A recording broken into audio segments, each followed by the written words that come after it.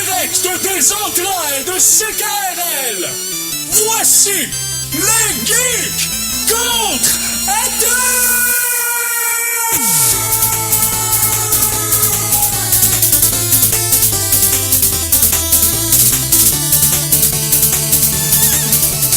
Samedi le 26 mars 2016, bienvenue à cette nouvelle édition des Geeks Contre-Attaque. Mon nom est Éric Lajoie et je suis bien entouré aujourd'hui. On a on a un beau retour à célébrer. Mais tout d'abord, en face de moi, le très velu Conan Arsenault. Salut, Mister. Bonsoir, bonsoir. Je dis pas ça pour ta tête en passant. Je veux qu'on soit clair. Non, ça pas clair. Aussi, un retour, ça fait tellement longtemps.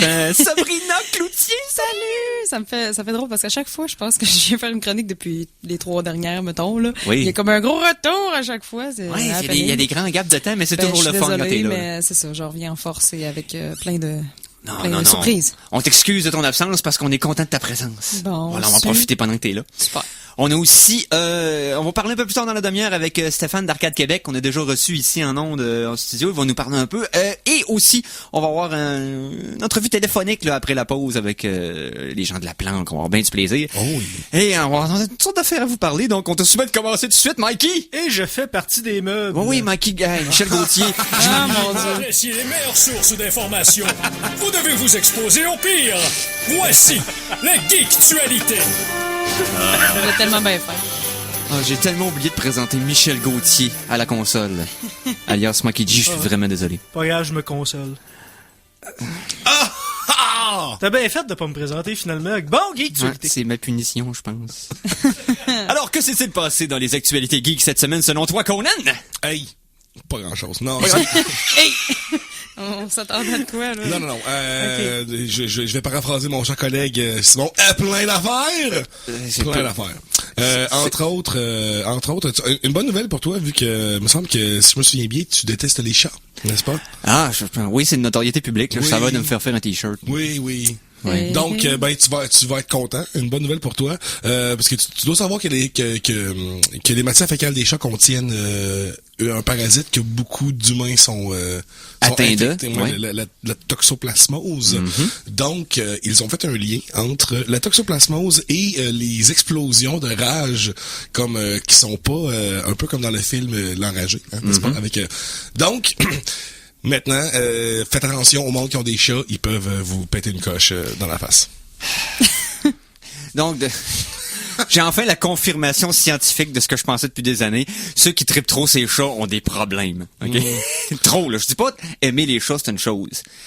Mais, tu sais... Non, quand tu fais le tir avec tes mains, c'est sûr que c'est pas... Mais first, puis quand t'en as plus que 4, là, à un moment donné, là, ça commence à... Même plus que 2, ça vient problématique. Ouais. Plus qu'un animal par personne. Ouais. Ben, je connais plein de filles qui ont 2 chats, mais bon. Ils sont à un chat d'être trop loin. Bon. Et on s'arrête là, parce que je vais te dire des affaires que je vais regretter. S'il vous plaît. Autre chose. Oui, attends un petit peu, faut juste que mon programme de nouvelles me dise qu'est-ce qui se passe. Mais oui, entre autres... les scientifiques ont fait de quoi de vraiment extrêmement particulier la semaine passée. On a atteint quelque chose, on a créé un organisme vivant avec le code génétique le plus minimal possible. OK. Donc ça fait c'est un organisme synthétique donc qui existe pas qu'on sache dans la nature ailleurs. Il y a si je me souviens bien, je vais essayer d'aller voir sur le site, il y a 32 il y a comme un minimum de 32 gènes. OK. Puis là-dessus, il y en a un tiers qui savent pas comment que ça marche. Donc dans le fond, ils ont créé quelque chose avec le minimum de blocs Lego de la vie pas possible pour que ça fasse quelque chose qui existe, mais quand ils l'analysent, ils ont aucune idée de comment ça fonctionne. C'est le fun, ça. Est-ce qu'on a créé un monstre de Frankenstein? J'ai l'impression que c'est exactement, de manière non métaphorique, c'est exactement ce qu'on vient de créer là-dessus. Wow. Donc, ils savent pas comment il fait pour vivre, de quoi il se nourrit, c'est... Ils savent qu'il est en vie, mais ils ont pas l'air à savoir exactement pourquoi. Ouais, c'est ça, c'est plus ça. C'est ça, il y a 473 gènes. Puis il y a le tiers de ceux-là qui savent pas. Moi, je trouve ça excellent parce que... Je trouve ça inquiétant, mais excellent aussi. Mais je connais beaucoup de gens qui vivent sur un minimum de gêne, pour être Voilà. honnête, et que c'est Puis dur à expliquer pourquoi ils sont encore là. Exactement. C'est pas un phénomène inconnu, là. On est dans les vieilles nouvelles. Mais pour l'instant, c'est un petit microbe seulement. Moi, j'ai hâte qu'on fasse comme un animal complet comme ça. Donc, Ouais. on va on va faire une génération spontanée d'un animal, et puis on saura pas pendant tout ça va être quoi. Je dirais, si tu veux trouver un organisme vivant qui vit sur un minimum, promène-toi sur Facebook. Hein? Oh! Facebook, Hey, Twitter. ou Twitter. Parce Twitter, que cette semaine, Oui. une adolescente qui est simplement une intelligence artificielle, en 24 heures, c'était une expérience, mais elle a viré tellement wrong. Ouais, ils ont créé une intelligence artificielle, dans le fond, qui faisait des posts Twitter, dans le fond, puis qui répondait en s'inspirant des réponses que les gens y envoyaient, puis en analysant, dans le fond, les feeds Twitter de tous les membres. Et à passer d'une adolescente le fun à... À une néo-nazie incestueuse. Ben, voyons donc. Shit! Oh, ouais, my God. Ouais. Elle avait des posts comme elle appelait tout le monde Daddy. Oh, my God. Puis elle envoyait des becs, puis elle disait je veux détruire toute la race humaine. Puis Ben voyons elle disait surtout là, c'est ça, elle s'en prenait aux races, puis tout ça. Mais Hein? Ouais. Mais apparemment, le fin mot de l'histoire, il y a une raison particulière à ça. Non, la société, oui, parce que T avait été programmé pour être un peu le miroir de ces des personnes avec qui elle interagissait. Mais non, la société n'est pas néo-nazie incestueuse. C'est plutôt que il y a deux groupes précis qui se sont emparés de l'AI et l'ont, comme on dit dans le jargon, flodé. Il y a les partisans de Trump, hein, on s'en Ouais. doute, et ceux qui étaient reliés au Gamersgate, de près ou de loin. Deux Alors- échantillons tout à fait splendides de la race humaine Internet. Alors, c'est ça que ça donne, un Ouais. hybride de Trump Gamersgate, ça donne une adolescente incestueuse néo-nazie. Bon, Mais dans un de ses derniers tweets, on peut voir que maintenant, elle a quand même changé un peu avant la fin de sa dernière journée, parce que son avant-dernier tweet, c'est I love feminism now. Donc on peut voir que maintenant, non, c'est ça, elle a passé d'une Elle savait de lui donner le droit de vote. On est rendu là. Ouais, mais c'est ça, c'est parce que dans ses propres mots, elle dit que plus les gens lui parlent, plus elle apprend. Donc c'est ça. Donc plus on lui Donc, à part, dans le fond, le fait qu'elle soit néo-nazie incestueuse, c'est son mode ignorante. Et éventuellement, plus qu'elle va apprendre, plus qu'elle va devenir modérée, j'imagine. on espère. On va devenir, je sais pas, moi, communiste, marxiste, fasciste. On n'a aucune idée. C'est le terrain de jeu est ouvert, on va voir où ce que ça va nous amener. Donc, hey, je dis ça comme ça, on y va-tu en musique? Ah oui, donc? Ah oui, donc. La chanson de la semaine! Chanson de la semaine numéro 1, je vais piger sur Overclock Remix comme je le fais toujours. Une tune qui est sortie il y a de cela 2 semaines du remixeur Alien Lemon. Oh. Donc, on parle d'un remix du jeu Legend of Zelda Twilight Princess. Yeah. La pièce s'appelle Life of a Bowling Pin. Donc, la vie d'une quille. De façon, c'est aucune idée pourquoi ils appelaient ça comme ça. Donc, c'est un remix de Twilight Princess. On écoute ça sur les ondes des Geeks contre-attaque.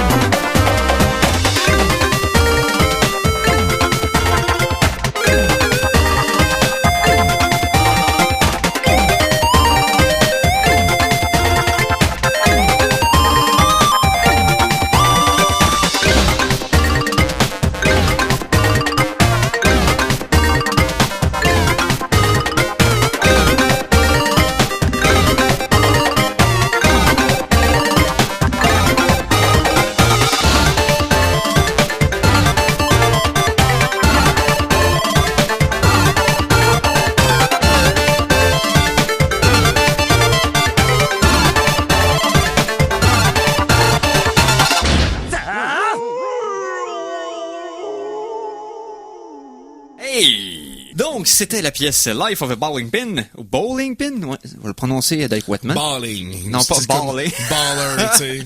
Non, Life of a Bowling Pin. C'est du remixeur Alien Lemon, c'est tiré du jeu Zelda Twilight Princess et c'est disponible gratuitement sur overclockremix.org.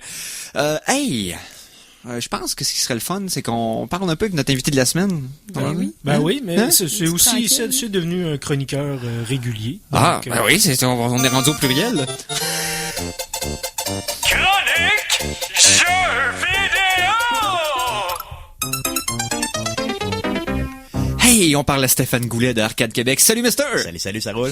Oui, t'es venu nous parler de quoi cette semaine? Je voulais vous parler de Division, de Tom Clancy's The Division, donc un jeu qui est sorti il y a 2 semaines. Oui, qui avait eu beaucoup d'anticipation au E3 de l'année dernière, beaucoup de vidéos extraordinaires de gameplay multiplayer.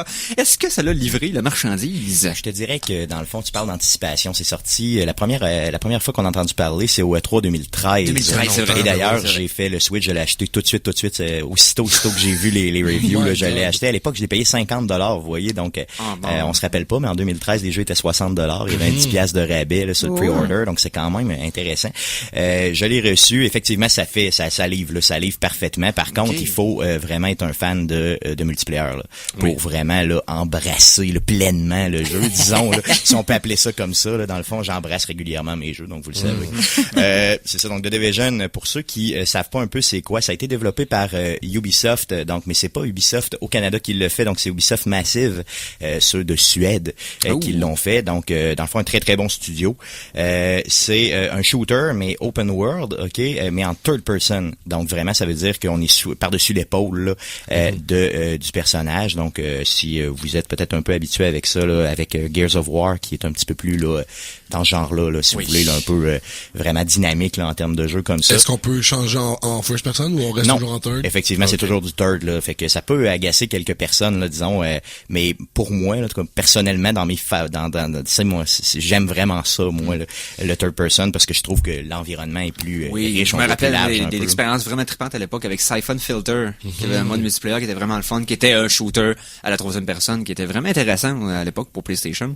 Mais il n'y en a pas eu beaucoup des shooters très populaires qui étaient à la troisième personne. Effectivement, c'est pour ça dans le fond qu'au début j'étais un petit peu perplexe, mais tu sais le graphique qui nous annonçait était tellement comme je veux dire une coche au-dessus de tout ce qu'on voyait. Je dirais que c'est le premier vrai jeu là, qui m'a fait sentir là, vraiment la nouvelle génération de jeux vidéo. Là. OK, on n'a pas un Watch Dogs deuxième partie, là, genre qu'il y a un trailer qui sort et que le jeu est pas à la hauteur de la Vraiment pas. En tout cas, peut-être que certaines personnes là, au niveau du ce qu'on appelle le endgame, là, quand ça fait 30, 40, 50 heures que tu joues, là, vont dire que oui. Là. Mais je pense que quand tu as joué 40 heures, 50 heures sur un jeu, déjà là, t'en as pour ton argent. Là. C'est déjà réussi, on va dire. Effectivement.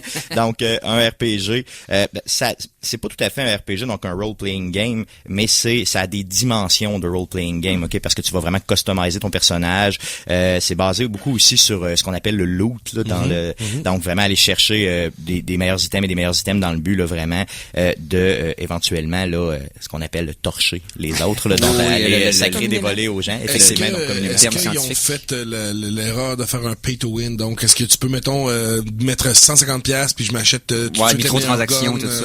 Effectivement, non, c'est pas là, c'est vraiment pas là. Puis ça, dans le fond, Ubisoft a vraiment dit, là, nous, on veut pas embarquer là-dedans. Par contre, d'un autre côté, tout ce qui est visuel du personnage, tu peux payer pour l'avoir. C'est ça, tout ce qui est esthétique, c'est pas d'impact. 30$ pour le bracelet bleu à la place du... Effectivement, ou la mitraillette, disons, orange, là, pour montrer à ton ami, regarde, ma mitraillette est orange. Donc, ça peut se faire, par contre, pour tout ce qui est, dans le fond, tout ce qui a un impact dans le jeu, là, tu peux pas payer. Donc, c'est vraiment, vraiment très bien parce que ça peut pas, faut vraiment que tu joues pour devenir bon, là, c'est ce qui est bien. Comme dans Team Fortress aussi, là, que toutes les microtransactions étaient seulement pour le cosmétique, là. Puis c'est ce qui est, je pense que les développeurs vont aller, effectivement, donc les développeurs vont aller dans ce sens-là, effectivement, au niveau du cosmétique. Ça, ouais, c'est ça. L'aspect cosmétique. L'aspect, effectivement. Puis ce qui paraît, la carte est extrêmement grande. J'ai mes amis qui jouaient, ils me disent que c'est du 1 pour 1, donc l'île de Manhattan est comme là, au complet à pied, donc si tu veux elle est pas là au complet. Moi, j'ai visité peut-être New York 15 fois dans ma vie, là. Je dirais que c'est peut-être le quart de l'île là, qui a été refait pleinement, là, ok? C'est quand même, donc on part. C'est du 1 pour 1. Mais c'est vraiment du 1 pour 1. Et d'ailleurs, j'ai vu des vidéos là, de personnes, et j'aurais aimé le faire, là, mais le timing timing était aux pas bon. endroits, là. Effectivement, ils ont C'est vraiment été aux incroyable. endroits, puis ils ont pris des photos et même certaines vidéos, là, c'est exactement Pareil. D'ailleurs, c'est un de mes plans, mais comme je vous dis, là, au niveau travail et tout ça, malheureusement, ça donnait pas. Yes. Puis quelqu'un d'autre m'a volé l'idée, là, clairement, là, probablement, là, c'est sûr. Hein. Donc, comme je vous disais, un open world, donc on se promène. Il y a 18 missions qui sont des missions là, qu'on appelle story, donc des missions d'histoire, Une campagne, hein. qu'on peut faire exactement. Donc la campagne principale qui nous explique un peu l'intrigue, qui d'ailleurs est peut-être là, je fais aucun spoiler là, donc je vous vends rien, mais qui est peut-être un peu problématique là. Donc l'histoire, tu sais, bon, l'histoire de fond amène vraiment une ambiance qui est bien. D'ailleurs pour ceux qui connaissent pas l'histoire là, sans faire aucun spoiler, c'est vraiment un virus qui a été planté dans le fond dans la ville là, au moment du Black Friday américain, donc à la fin novembre là, où tout le monde va faire son magasinage. Ça a été mis sur l'argent. Donc les gens là pognent le virus, puis 80 ou 90% de la population là en décède, ce qui laisse un peu la ville là, pas juste la ville, mais les États-Unis au complet là, un peu en panique. Et les agents de Division qui sont comme le dernier, disons, tronçon militaire là, ou la dernière rempart militaire. Bastion de l'humanité. Effectivement, genre, c'est ça. Donc quand l'humanité tombe, nous on se lève. Dans le fond, c'est un peu ce que c'est leur devise. Donc à ce moment-là, eux prennent le contrôle puis tentent de un peu sauver la mise. Et je vous dirais pas, mais la fin de l'histoire est un petit peu décevante à mon sens. Là. Je te dirais que c'est un peu la tare qui suit les jeux dont le multijoueur est mis de l'avant en premier. Et ils se sentent obligés des fois de faire un mode campagne pour que les joueurs seuls puissent explorer l'univers. Et à ce moment-là, c'est comme ça a été fait un peu de côté. Là. C'était pas le but principal. Donc, par contre, le but, c'est un prétexte à, dans le fond, donner une ambiance dans le jeu. Et je vous dirais que là, c'est pleinement réussi. Il y a 2 modes de jeu vraiment particuliers. Okay. Donc, il y a les 18 missions et il y a ce qu'on appelle le Dark Zone. Donc, si vous décidez d'acheter le jeu, passez beaucoup de temps dans le Dark Zone, c'est l'endroit le plus plaisant. C'est le seul et unique endroit où on peut faire du player versus player, donc on peut se tirer dessus entre nous. Oui. Mais c'est pas obligé, on peut s'entraider aussi. Le principe, c'est que on découvre des items plus particuliers dans ces zones-là. Donc, on les a, les items, mais il faut les extraire. Donc, tu as l'item en main, mais tu ne le possèdes pas encore. Il faut vraiment l'extraire dans le but vraiment de l'avoir là, dans tes items pour plus tard, pour pouvoir l'utiliser. Donc, quand on extrait le tout le monde sait que t'extrais, donc tu fais venir un hélicoptère. Et là, à ce moment-là, quand l'hélicoptère arrive, tout le monde sait que t'es là. Donc, tout le monde sait que probablement que t'as un peu de loot payant. Donc, tout le monde est là pour t'abattre. Donc, c'est super. Il y a aussi des ennemis qui arrivent, donc des ennemis là, générés par l'ordinateur, par le logiciel. Donc, ça donne une tension vraiment incroyable. Et justement, dernièrement, il y a une patch qui est sortie après 2 semaines d'utilisation du jeu là, où ça rend encore ce mode-là le plus, disons, plus hardcore un petit peu. Là. Donc, c'est assez plaisant. Donc, c'est vraiment, là, je vous dirais, la particularité première du jeu. Une personne pourrait faire les 18 premières missions, jouer peut-être une trentaine d'heures, puis se dire, oh mon Dieu, j'ai vraiment eu bien du plaisir. Cool. Mais il faut vraiment s'adonner. Sur quelle console tu joues présentement? Présentement, je suis sur Xbox One, Xbox. C'est ça. Okay. Par contre, c'est pas un choix. Vous savez, c'est que mes amis sont sur Xbox One, parce que moi, je suis beaucoup plus PlayStation. Change d'amis, man. Effectivement, je devrais changer d'amis, effectivement. Donc, parfait. Donc, est-ce que pour l'instant, le jeu en ligne est seulement, dans le fond, ceux qui jouent au Xbox One sont seulement sur Xbox One?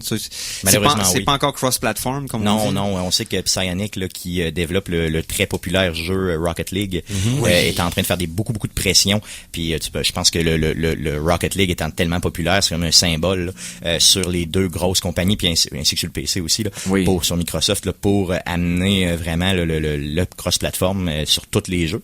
Je pense que le premier qu'on va vivre probablement en 2016, si je fais mettons ma prédiction personnelle là, ça pourrait être vraiment là celui-là là.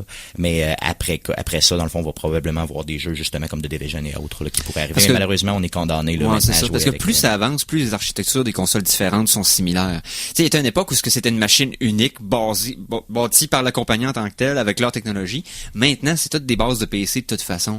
Donc à un moment donné il s'agit juste de s'entendre sur certains points d'architecturaux d'informatique pour être sûr que tout puisse être compatible. Puis c'est numéro 1, là. C'est plus facile aujourd'hui. Il y a une nouvelle cette semaine qui disait que justement Psyonix avait trouvé la façon de le faire. Donc eux, là, sur un réseau fermé, ils le font directement. Donc ils disent aux compagnies, là, c'est pas que c'est pas faisable, on l'a fait. Là, donc ça met la pression vraiment dans la cour là, de Sony et de Microsoft là, finalement. On va voir qu'est-ce qui va se passer avec ça dans l'avenir. Donc tu donnes, mettons, combien combien de virus sur une pièce de monnaie sur 5? Ce qu'on appelle à Arcade Québec des pogo points. Donc, sur 100, je vais lui donner 82 pogo points. Donc, c'est quand même bien. On parle de 4.1 sur sur 5, parce que j'avais parlé sur 5. Ah, sur 5, je m'excuse, pardon. On s'en fout. Tant qu'on a un ratio, on est correct. Là. Ça donne un goût, ça, c'est sûr. Oui, ben, je suis content au moins que pour une fois, Ubisoft livre. Parce que dans les dernières années, ils ont comme une réputation plate de mettre beaucoup d'anticipation sur des jeux avec des bandes annonces extraordinaires et des promesses de features qui, dans le fond, sont pas exactement comme ça quand ils sortent. C'est compliqué. Les jeux, des fois, sont plantés quand ils sortent. C'est content de voir que avec l'excuse qu'ils ont faite, là, avec, justement, Assassin's Creed, là. Oui. Mais il y avait sorti en même temps. Avec excuse, de l'équipe, c'est quand même Cette assez... année-là, en plus, ils avaient divisé complètement leur équipe en 3 parties parce qu'on sorti Far Cry 4, Assassin's Creed Unity, et Watch Dogs la même année. Fait qu'on s'entend qu'à un moment donné, tu peux pas... On devrait se concentrer plus sur la qualité parce que justement, les concepts sont bons, mais on voudrait justement que ça soit... Je pense qu'ils l'ont compris cette année. Je pense vraiment, que parce que... On parle juste de Assassin's Creed aussi, le Syndicate, qui était de loin meilleur à Unity, mais à cause de Unity, il y a encore une pente à remonter. Là. C'est plus parce que Unity était tellement brisé. Hein. Ouais, c'est ça. Mais il y a Far Cry Primal qui est sorti récemment, mais on n'a pas entendu parler beaucoup encore. C'est vrai. Mais c'est pas une bonne chose. Non, je l'ai fait, c'est quand même un bon jeu. Je pourrais en parler. Ouais. J'ai été surpris. S'il y avait été une catastrophe, on en aurait entendu parler. C'est vrai. Donc, au moins, tu sais, en sortant de Division, comme quelques semaines après, ça a vraiment brisé un peu le mood, là. Et parlant de jeux vidéo, juste une petite nouvelle aussi comme ça, cette semaine est sorti pour les fans de Fallout le premier DLC. Dans le fond, le premier downloadable content. Et on parle ici de Automatron, que j'ai vaguement essayé. Wow. C'est le fun. La quête prend quand même un certain temps à faire, beaucoup de nouveaux environnements, mais la mécanique qu'ils ont rajoutée qui est majeure, c'est de construire ton propre droïde compagnon. Ah oui, OK. Toutes les pièces sont modifiables et c'est une version améliorée du système de modification des armes et des armures du jeu. Donc, ils ont pris ça et ils l'ont mis exposé en 15 et ils ont fait un mode de construction des robots qui est hallucinant. C'est vraiment sensationnel. Et là, ça laisse présager de beaux contenus à venir pour les prochains DLC de Fallout. Donc, ceux qui sont achetés à Season Pass comme moi, bien avant que le jeu sorte, sont contents d'apprendre que ça vaut l'argent qu'on investit. Parce qu'il a monté de prix. Oui, tout à fait. Bizarre, ça, oui, c'est ça. Il restait à peu près 2 mois avant la sortie, avant mars, qu'il était encore à $20, la Season Pass. Exact. Et là, il est tombé à, je pense, c'est $50. 50, ouais. Donc, non, c'est quelque chose. Donc, dans le fond, tous ces jeux-là, le Bethesda, en général, vous en avez pour votre argent. Donc, investissez. Yes. Et même s'il faut que vous soyez capable d'accepter que le jeu va planter de façon bizarre de temps à autre, c'est correct, c'est Bethesda. Mais des fois, on enjoy les bugs. Exactement. Ça fait partie du charme du jeu. C'est correct. Tous les jeux, anyway, là, c'est ça. Non, on ne sera pas de cachette, là. Ça faudrait qu'ils soient en bêta-test pendant des années. L'important, c'est que c'est pas en majorité puis ça change pas la jouabilité. C'est ça, tant que ça ne brise pas le jeu. Ce qu'il faut savoir avec Bethesda, c'est que c'est une équipe d'une centaine de personnes. Oui. Donc, on parle de vraiment une petite équipe pour sortir des jeux de cette envergure-là. Là, on parle de Skyrim et autres. Là.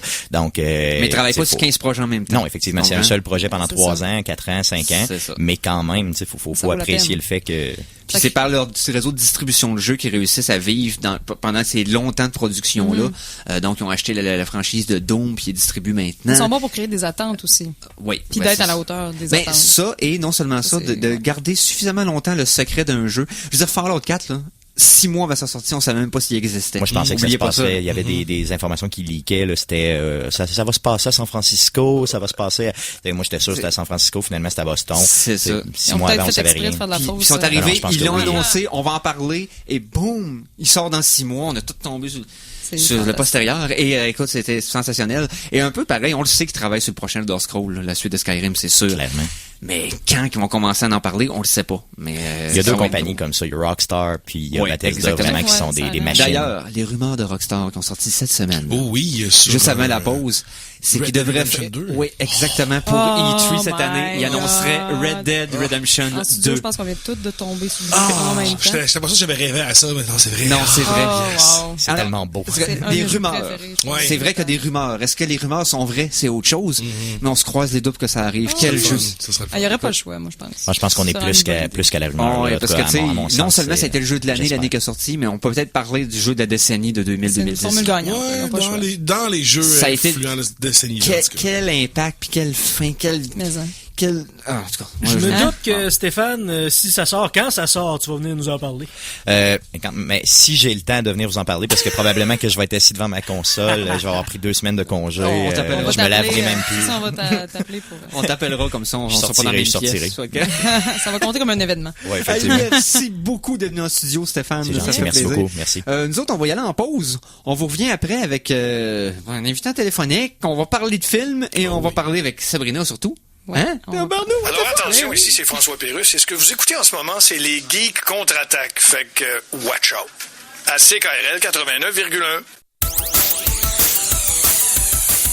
Kalachnikov, la compagnie, a décidé de refaire un branding, de refaire l'image du très vieux et quand même vénérable fusil, le AK-47. À partir de maintenant, le Kalachnikov, mesdames et messieurs, est une arme de paix. Toute l'actualité techno dans l'émission Les Geeks contre-attaque dans un instant. Ouais, c'est ça. C'est des chips de 6 pouces C'est de ça. large et de 4 mm d'épais. Ouais. Ils sont plus gros que les chips ordinaires en plus. Qui viennent avec un petit sachet que ça a l'air de la mayonnaise, mais en réalité, c'est du Saint-Doux. Ouais, puis il y a comme plus de sel dedans. Puis en dedans, il y a du gravy. Ouais, c'est ça. Dans le fond, c'est la sauce qui tient le sel ensemble. Le sac, Oh my God, qu'on est rendu loin. le sac lui-même est frit. Les propriétés Marvel, Disney, Star Wars, Square Enix, Final Fantasy, dans la série qui...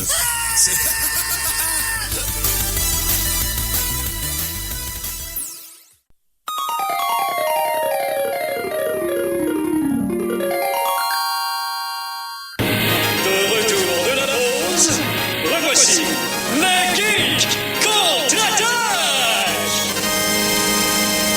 Et nous sommes de retour pour l'émission Les Geeks contre-attaque, cette deuxième partie d'émission. Encore beaucoup de contenu.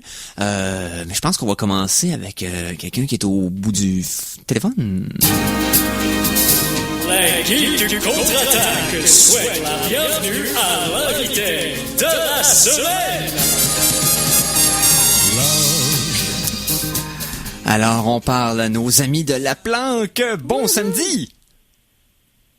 Steph? Oui. Oui, hey, Steph!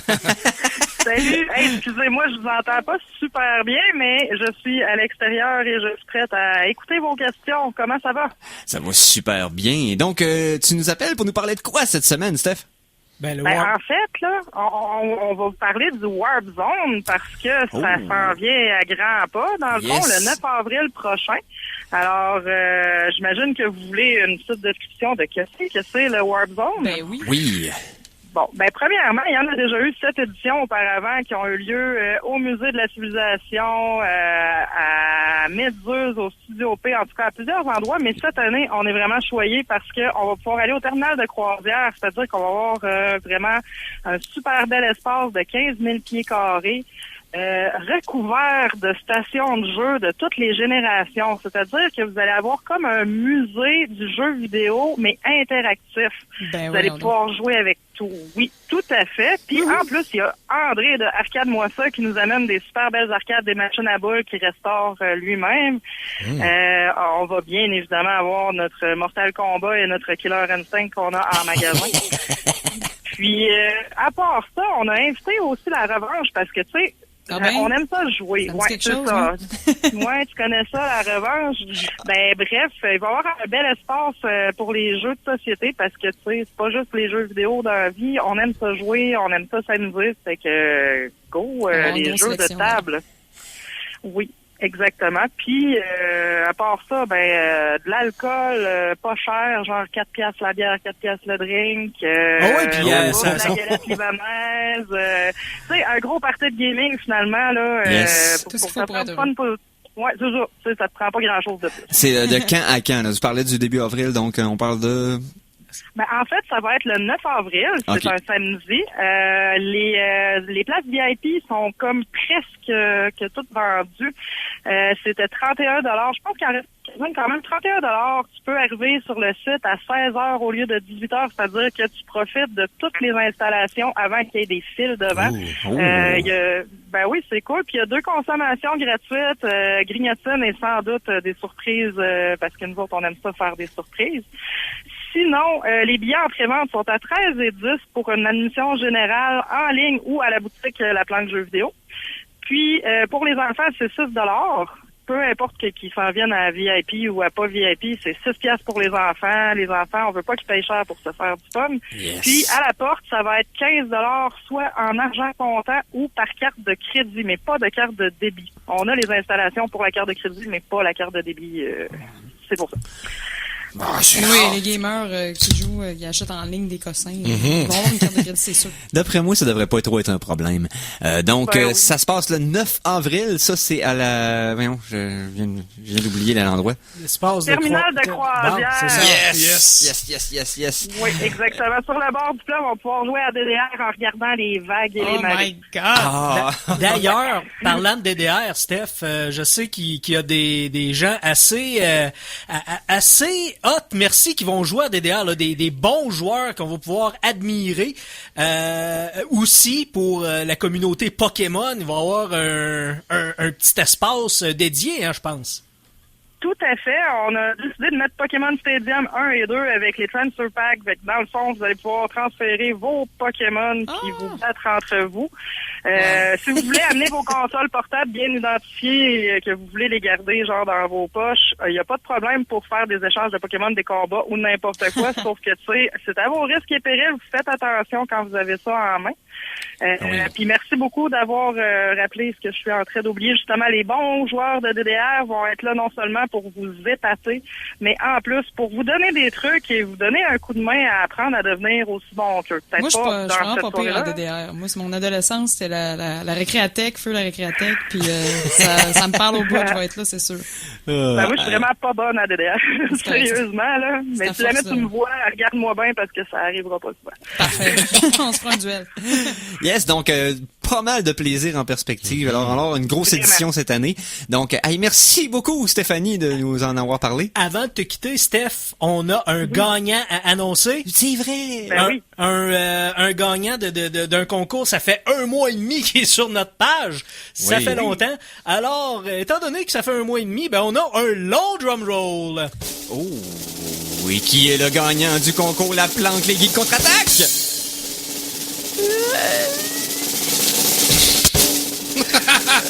J'ai l'impression qu'on est dans un loop, là. 31 fois. David Laurent! Oh! Alors, on applaudit David. Bravo. Et il se mérite Bravo, quoi exactement? David. Il se mérite... Une paire de billets. Ben, il Oui. se mérite une paire de billets, je crois. Ben, effectivement. pour le que- Warp Zone. Et t'auras juste, David, à aller à la planque. Les billets vont être là-bas à ton nom, donc t'auras juste à aller les cueillir. Yes!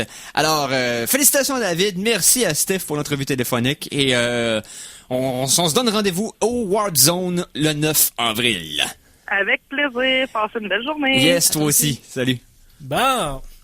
Maintenant. Bon. Alors, D'autres mais choses à merci. faire. C'est drôle. Yes. Hey, donc, parfait. Maintenant, je pense que il nous reste 2 choses à aborder. Oh oui. OK? Ouais. C'est sérieux. Et Sab, ça me Sérieux? tente de te laisser le lousse total. Donc, on Oh va my God. y aller avec... on parle cinéma? Ah oui. Oui. Yes, on parle cinéma. Yes. Oh.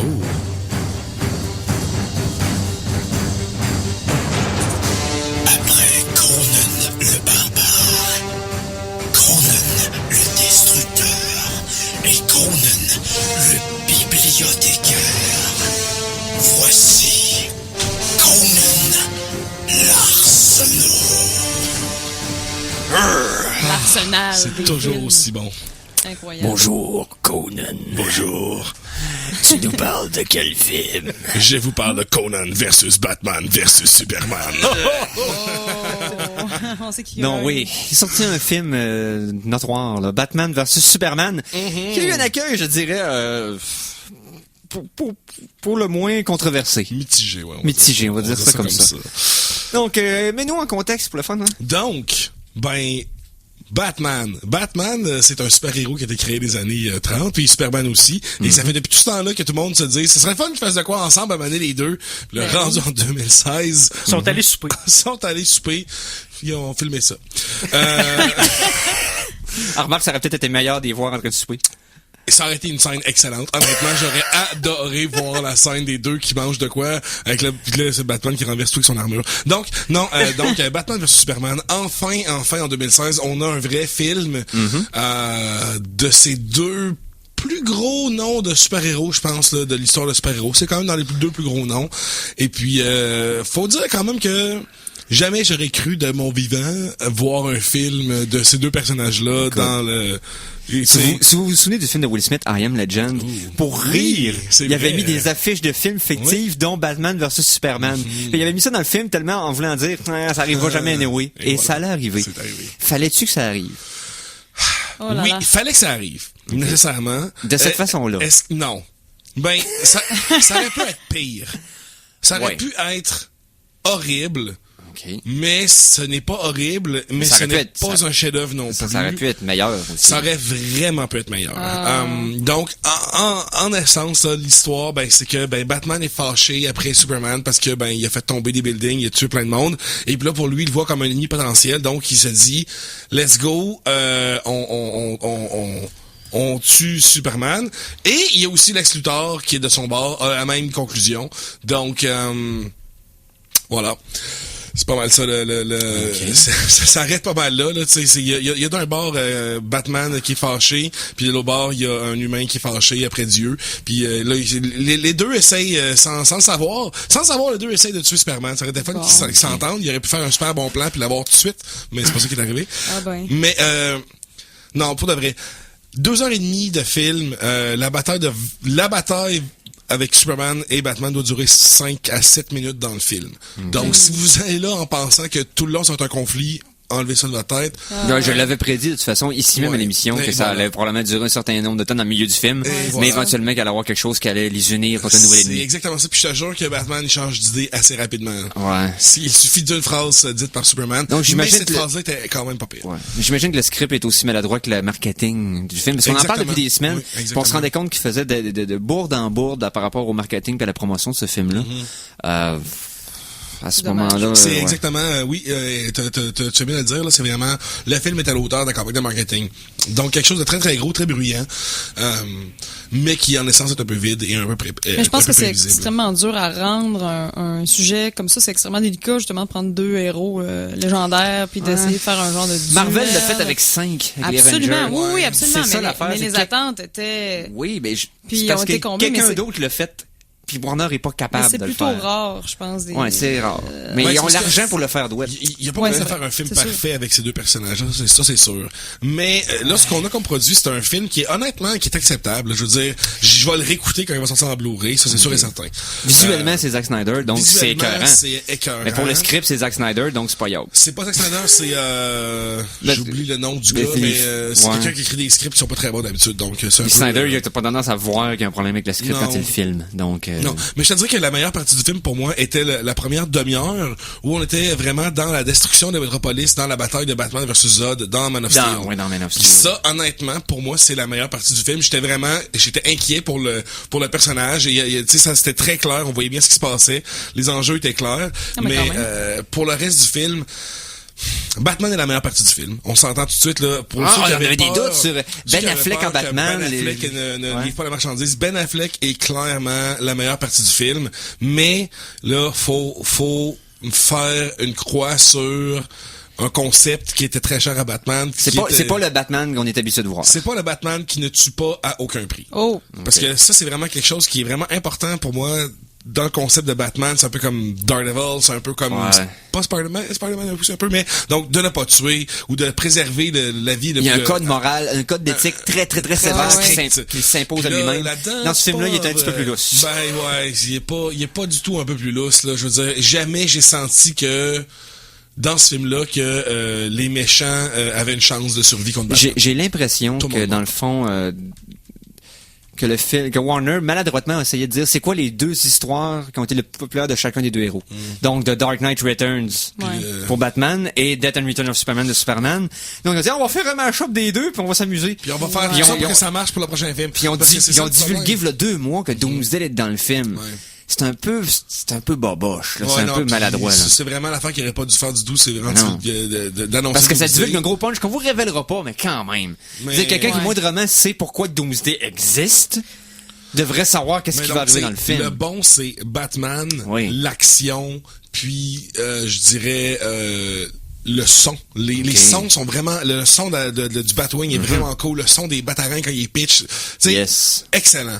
Le neutre, c'est Superman et le reste, un peu des personnages. Et le moins bon, c'est vraiment Lex Luthor. Donc, on va voir ce que ça va donner pour un Justice League. Un gros morceau. Mais c'est ça l'affaire, c'est parce qu'il nous introduit ça comme, OK, c'est le film qui est avant les autres, mais en tant que tel, mettons là, que si les Justice League, ça arrive pas, là, mettons il arrive quelque chose, le projet cancellé, ben là, on se ramasse avec un film qui, en soi, ne marche pas vraiment.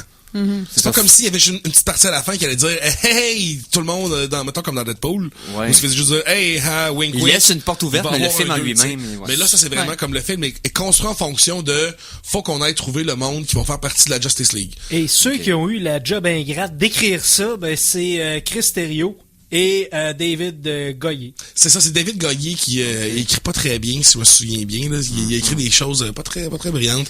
Mais donc, super bon Batman, Superman, et puis un pas bon Lex Luthor. Yes. Hey, on termine notre critique là-dessus. On va passer en musique, parce que là, je veux laisser le plus de temps possible à notre chroniqueuse de toujours. Vous êtes galant. La chanson de la semaine 2! Chanson qui est un extrait de 2 minutes et demie, donc c'est pas une chanson très longue, mais ça provient du dernier bon film de super-héros que Warner a produit. J'ai nommé The Dark Knight. Donc, c'est de la trame sonore de Dark Knight. C'est composé par Hans Zimmer, bien sûr. Et on entend de la pièce « And I Thought My Jokes Were Bad ». Oh.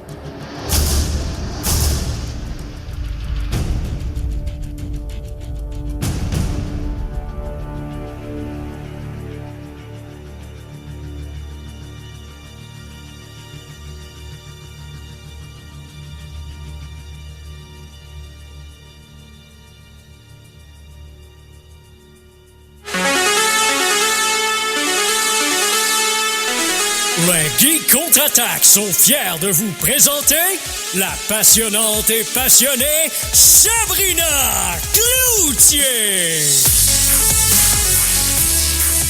Et nous voilà de retour de la pause musicale pour parler avec Sabrina. Salut, Miss. Salut. Donc, tu nous parles de quoi cette semaine? Je vais vous parler de la langue japonaise. De la langue japonaise? Mais plutôt la différence entre la structure de la langue japonaise et française. Oh, parce qu'il y a des liens? Il y a des, là, en fait, pas tant que ça. Ben oui, mais comme on s'entend.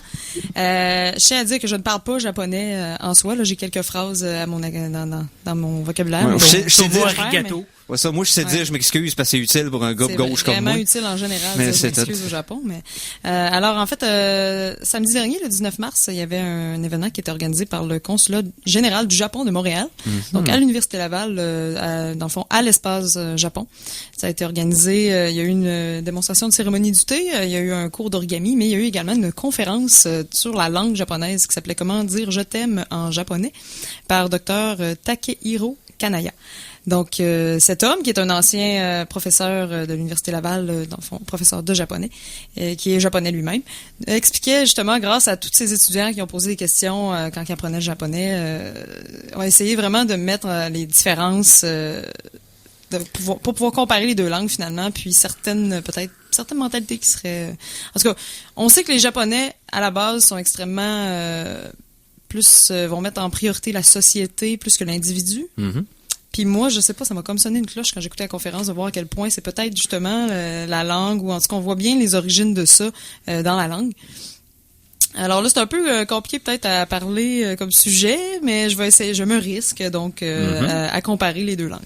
Alors, par exemple, lorsqu'on dit bonjour, bonjour, on peut répondre, il n'y a pas de problème, en français. En japonais, ça va être comme ça pour à peu près toutes les salutations, où on va répondre la même chose. Comme, en fait, si quelqu'un dit « Ah, telle affaire, c'est beau », ben l'autre va répondre « C'est beau ». Donc, il répond exactement la même chose. Pourquoi? Parce que, en fait, au Japon, on parle plutôt de coexistence, donc de symbiose, contrairement à en Occident où on est plus individuel et qu'on a besoin vraiment de mettre des pronoms personnels partout. Au Japon, c'est vraiment pas obligatoire, les pronoms personnels, c'est même pas requis. Puis ça, je trouve ça vraiment intéressant, justement, le fait de... Je sais que pour les salutations, il y a aussi beaucoup de façons différentes selon le titre de la personne à qui tu t'adresses, ton titre à toi, ta relation avec cette personne-là, si c'est d'un contexte professionnel ou personnel. Oui. Il y a beaucoup d'influences qui vont modifier. modifier. Politesse, mais il y a très peu de je me moi. En fait, ça m'a vraiment impressionné. Si on prend, par exemple, quand je disais de coexistence face à face, donc en fait, quand on dit que quelque chose est beau et que l'autre personne répond c'est beau, exactement la même chose, c'est comme pour dire, ben, on vit ensemble, on regarde dans la même direction. Ça. Je confirme que je pense la même chose, ou je suis d'accord. Tandis que face à face, dans l'Occident, si on peut vraiment mettre cette image-là, quelqu'un face à quelqu'un d'autre, on parle vraiment plus de, ah, c'est beau, oui, t'as raison, c'est beau. Oui, donc, l'autre personne doit absolument répondre quelque chose d'autre. Donc là, on est vraiment dans l'individualité. Donc, oui, il y a une complicité dans la discussion, mais c'est vraiment pas porté de la même façon. Donc, c'est quand même intéressant. Il y a beaucoup dans le fond, là, je vous note les différences que j'ai remarquées que je trouvais super intéressantes. Entre autres, les noms de famille aussi. Donc, si on pense à Toyota, Suzuki, bon, toutes les marques de voitures, là, tout ça. Ben, ceux qui savent pas ce que ça veut dire en général, ben, ce n'est pas un nom de famille comme nous. En fait, nos noms de famille, ce sont des métiers. Donc, tu sais, un peu plus savoir qu'est-ce qu'on faisait dans la vie, tout ça. Boucher. Boucher. Exact. Tandis qu'au Japon, eux, c'était plus de où tu viens. Est-ce que tu viens de l'endroit où il y a des petits arbustes? Est-ce que tu viens de l'endroit où la rivière... c'est comme Québec, là, la signification du mot Québec, c'est là où le fleuve se rétrécit, un peu amérindien, mais c'est exactement la même chose. Donc, il n'y a pas vraiment donc les métiers n'étaient pas vraiment importants. Fait que c'est comme si ici, on s'appellerait Roger Durand-Croche. Mais c'est ça, si je disais, c'est au lieu de boulanger, mettons. C'est ça. Ben, un peu comme, médiéval, il y avait quand même des petites tendances, là, de la comté de telle affaire, là, bon. Oui, c'est vrai qu'au Québec, c'est beaucoup les métiers aussi qui ont influencé le nom de famille, ça c'est vrai, là. Oui, exact. Ouais. Donc, c'est ça, j'ai trouvé ça intéressant. Comme par exemple, en fait, Takehiro Kanaya, lui, a fait le saut à Montréal de voir que les stations de métro avaient tous des noms propres, des noms. Comment ça se fait, tu sais, parce que justement, si on pense à toutes les villes, Tokyo, ça c'est exactement, on parle vraiment de description, donc on parle vraiment du décor, du visuel. Ils n'ont pas nécessairement une toponymie, ce qui vont respecter des personnes célèbres de l'époque, puis leur donner des noms de rues. Fait que pour les Japonais, c'est un peu étrange, parce que comme donner de l'individualité à une rue, tu sais. Ou un objet. Tu sais, les rues auraient jamais un nom de personne là-bas, c'est impossible, parce que nous, c'est partout, c'est répandu. Donc c'est quand même assez étrange. Et pourtant, les Japonais sont tellement les animistes, les pires animistes, là, qui pensent que toutes les choses ont une âme. Ben, en fait, c'est pour ça qu'ils aiment tellement les robots, d'ailleurs. Je dirais qu'on a plus, en fait, on a plus une langue d'action, tandis que eux, c'est plus une langue de contemplation. Donc, on parle vraiment, pour eux, le décor est plus important que l'individu, parce que les individus, on est tous dans le même bateau. On fait partie du décor. On est un tout. tandis que c'est complètement l'inverse pour nous. On est plus chaque individu doit se démarquer, tout ça. D'ailleurs, juste la façon de saluer, les Japonais, eux, ils vont faire des petites courbettes et tout ça, tandis que nous, on va s'agrandir, on va tendre la main dans les airs, on va faire un bye-bye. Comme si on essaie de chasser un ours. On s'agrandit, tandis que les Japonais se rétrécissent. Donc, c'est vraiment l'art de se rapetisser constamment.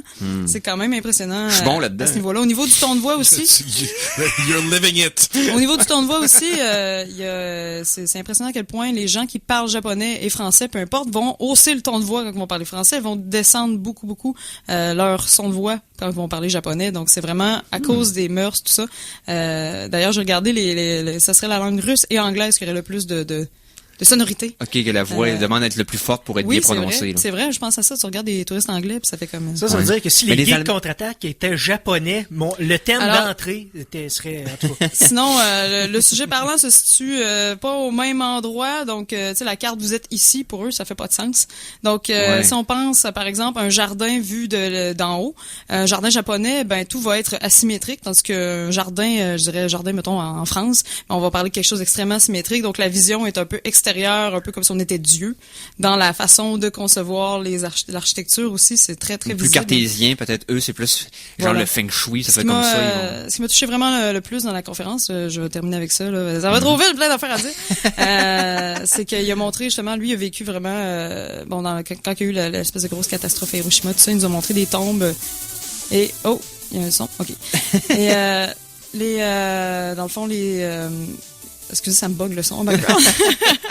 Donc, sur les tombes à Hiroshima, il y a les noms des ennemis qui étaient écrits également. Parce que, au même titre que pour eux, on est un tout, on est tous dans le même bateau, on regarde côte à côte, eh bien, les ennemis sont exactement dans la même situation. Donc, c'est désolant autant pour leur famille que pour la famille des Japonais.